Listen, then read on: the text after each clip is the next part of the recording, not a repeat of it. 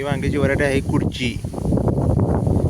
आणि हे वांग खूप चविष्ट असते आणि जी भाजी खूप छान होते. आणि जास्त वापरण्यात येणार हे कुडची वांग, बेरकाटा कुडची. अशा तऱ्हेने रोप असते कुडची वांग्याचं.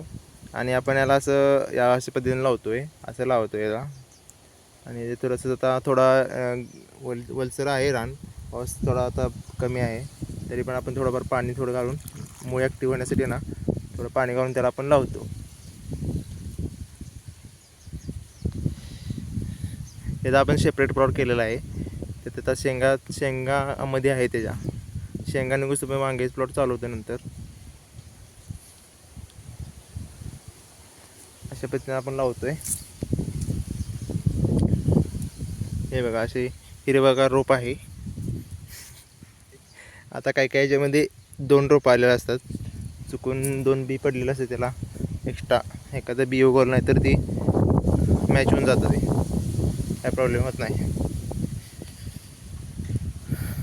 आपण त्याला असं घरी काढतोय, थोडंसं पाण्यासोबत आपण लावतोय ते.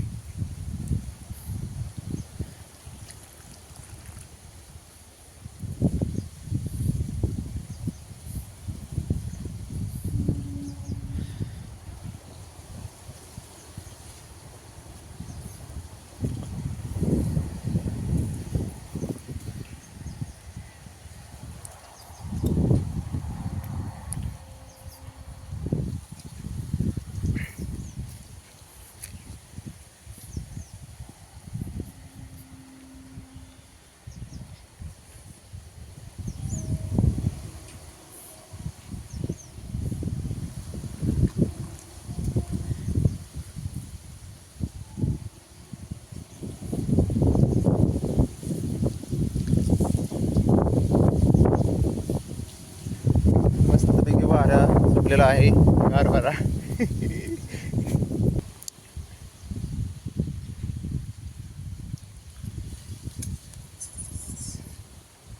जरा वलसर जमीन असल्यामुळे जरा लगेच रोपांना लाग होण्यासाठी मदत होते, लाग होतात, ॲक्टिव्ह होतात. त्यामुळे 1 ते 2 दिवसांनी लगेच त्याला आता आवणी सोडायची आपण,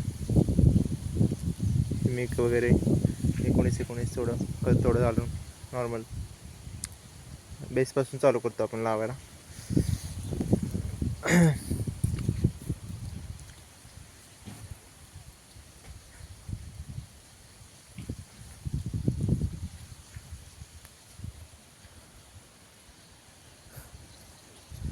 आपल्या इथे कुडची व्हरायटी भेटत नाही, त्यामुळे आपण ती लांबून जाऊन आणलेली होती.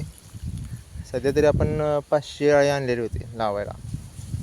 500 अळीचा प्लॉट करत आहे. याला जरा कसं असतं, किडीचा प्रादुर्भाव जास्त असतो, त्यामुळे जरा रिस्क भरपूर असते. त्यामुळे पहिल्यापासून जरा लक्ष द्यायला लागतं याला. एकदा लागण किडीची झाली ना, त्यांना परत अवघडून बसतं. स्टार्टिंगपासून जरा लक्ष द्यायला लागतं याला.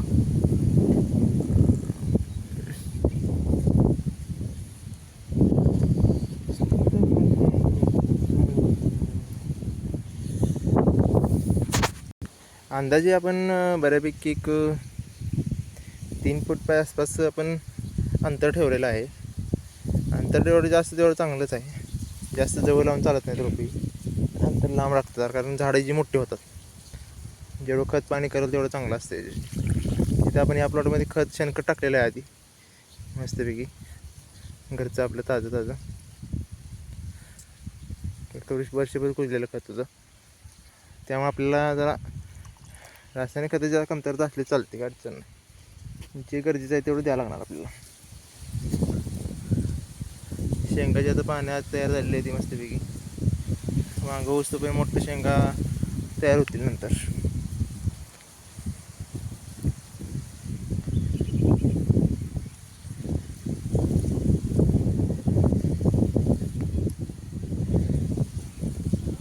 मस्त गारवर सुटलेला आहे.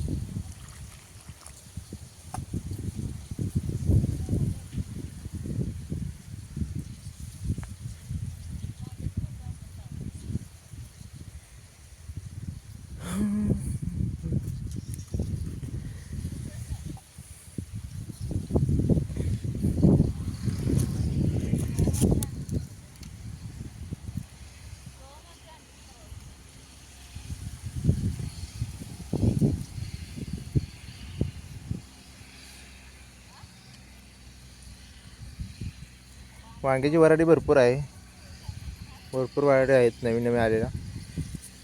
आपण याच्यात मी थोडी कोबी फ्लॉवर पण आणलेला आहे, ते पण त्याच्यामध्ये आपण व्हिडिओमध्ये नंतर आपण देऊ, दाखवतो. आपण मिरची थोडी आणलेली आहे, आपण तिकडे मिरची दिलेली आहे. कोबी फ्लॉवर पण एक थोडी ते आणल्यात, लई जास्त आणली नाही ती. जास्त मिक्स पिकं लावता येत नाही तिथं, थोडं अंतर ठेवावं लागतं प्रत्येक गोष्टीमध्ये, कारण प्रत्येक पिकाचा रोग वेगवेगळा असतो. रोगाचा प्रादुर्भाव एकमेकांना होतो, त्यामुळे काय होतं, औषधाचं नियोजन करता येत नाही, नुकसान होण्याची दाट शक्यता असते. आंतरपीक म्हणून आपण शेंगा यात लावलेले होते आधी, कारण शेंगा 3 महिन्यात निघतात ना, त्यामुळं.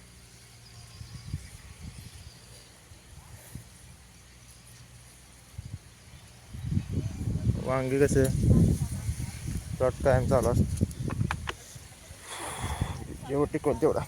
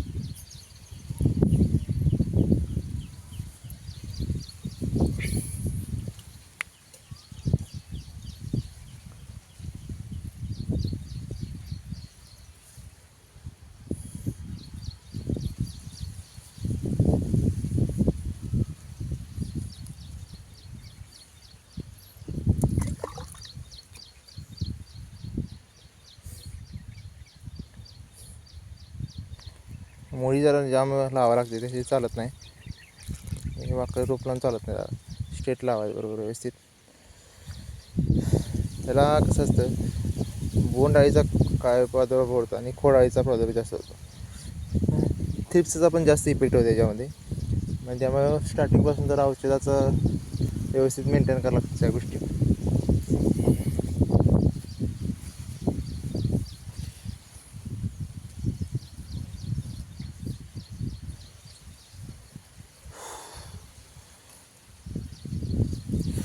डुंब्याच्या मधोमध आपण लावत आहे ह्याची,